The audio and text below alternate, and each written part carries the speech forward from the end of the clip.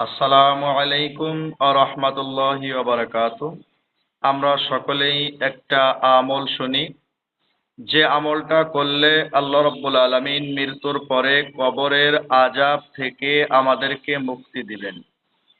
সেই আমলটি অন্য কিছু নয়, পবিত্র কুরআনুল কারিমের একটা সূরা। যদি কোনো ব্যক্তি এই সূরাটা প্রতিদিন ইশার নামাজের পরে প্রতিদিন আমল করেন, তেলাওয়াত করেন, অবশ্যই আল্লাহ রাব্বুল আলামিন মৃত্যুর পরে তার কবর আযাবকে মাফ করবেন। সূরাটা কুরআনুল কারিমের ২৯ নম্বর পারার সূরাতুল মুলক।